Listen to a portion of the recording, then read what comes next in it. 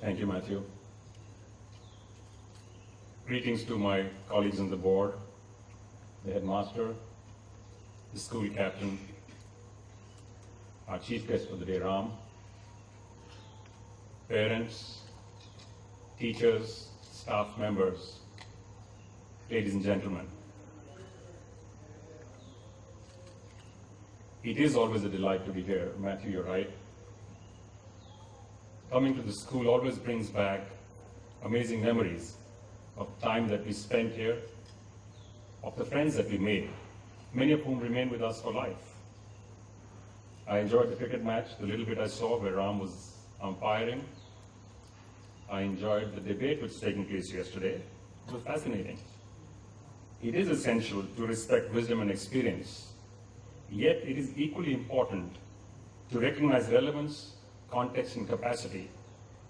So the school picked a wonderful subject for the debate yesterday, a subject which is actually being debated around the world right now as to what is the present requires. What is it that we as a society want? What is it that we as people want?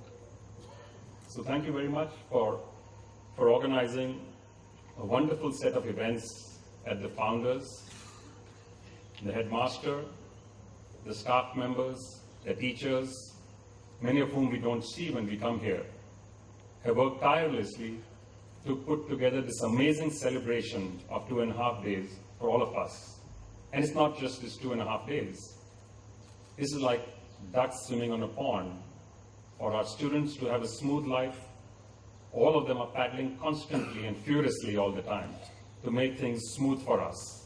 So may I request you to join me in thanking the entire school team for the wonderful work that they do. Thank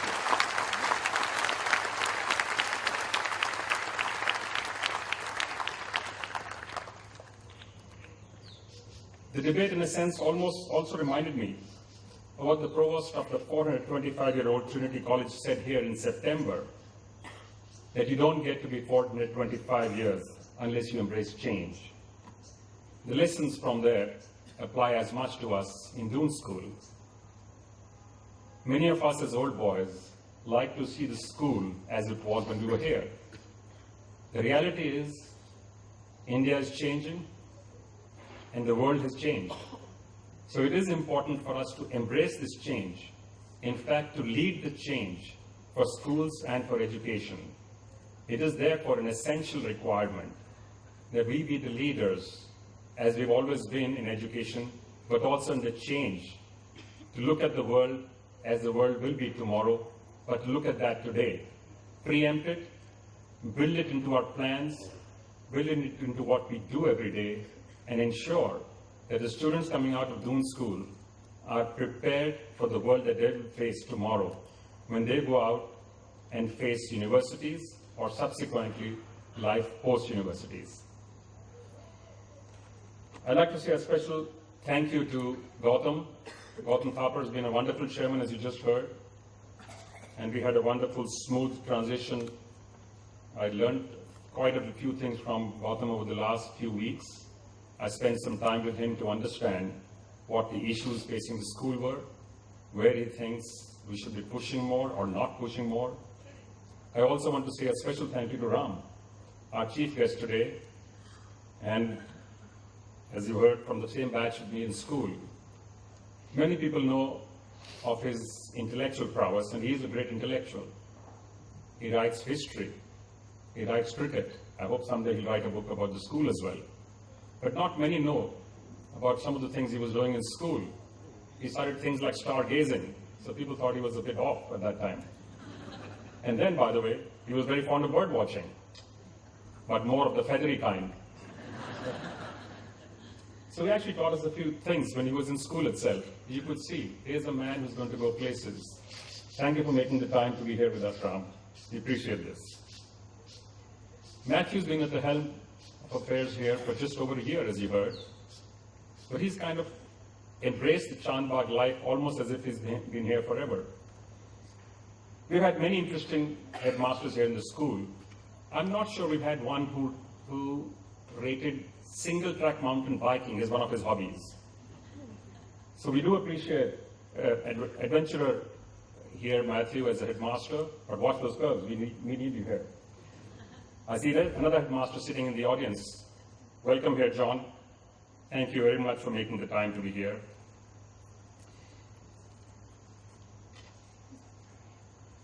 Our school's continued success is the result of hard work put in by many people, and the Old Boys Society and the Old Boys deserve a special place for their passion, their commitment, and their acts of generosity towards the school.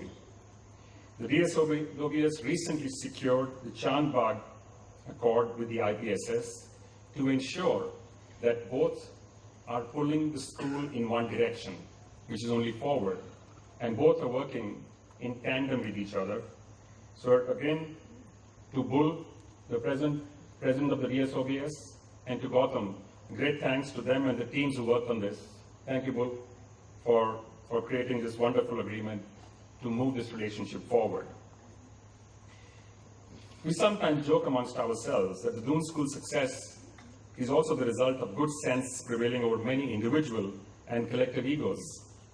Despite agreeing to disagree many times, the old boys have somehow always found common ground in the mission to build a strong edifice for the school.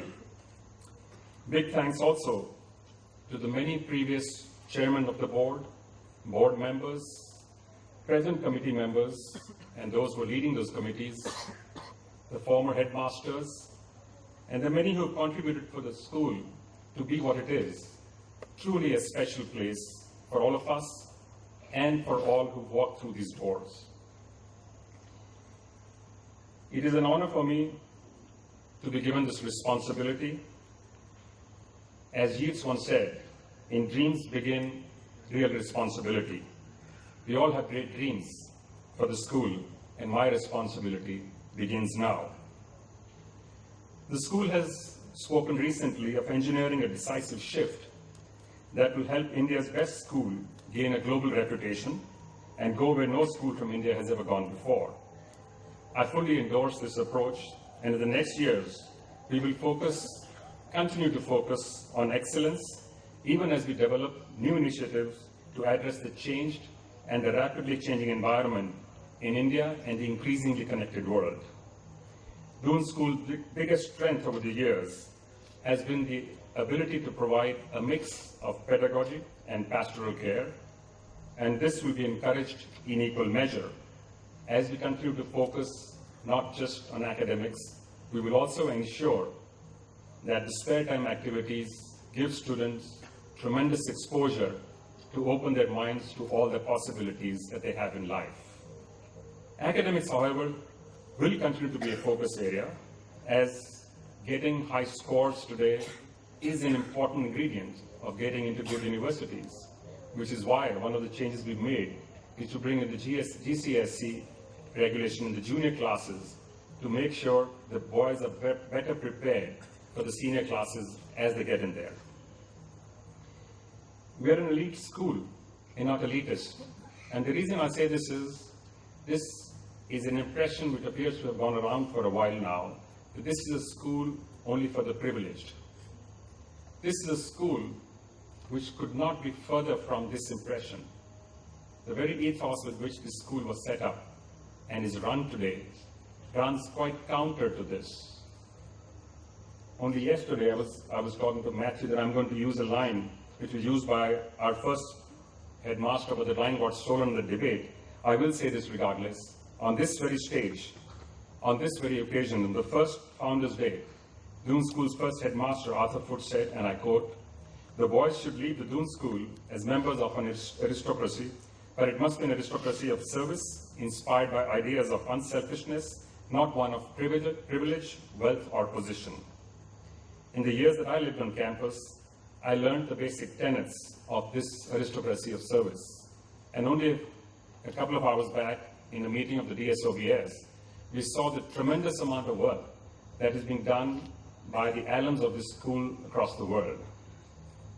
It is truly touching to see what kind of work and the positive impact many of them have on society.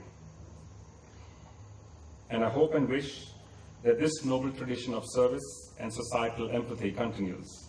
I have two suggestions. First, the school needs to effectively communicate the policy it has on scholarships and bursaries, which are offered to those parents who cannot afford the fees, because the fees need to keep up with the cost of running a school with the kind of facilities that the Doon School has. I think it's important that this message needs to go out in the right spirit. The school being a school that welcomes all, the corpus itself, to ensure that we're able to provide this financial support and scholarships, this corpus must be built enough to ensure this facility is available to all whose children can actually get into the school. Nobody should be not able to get into the school for want of financial capability. As I said, we've tried to hardwire academics into the school, its curriculum, and everything that we do. But there is a need of late for us to help students as they go out beyond school as well.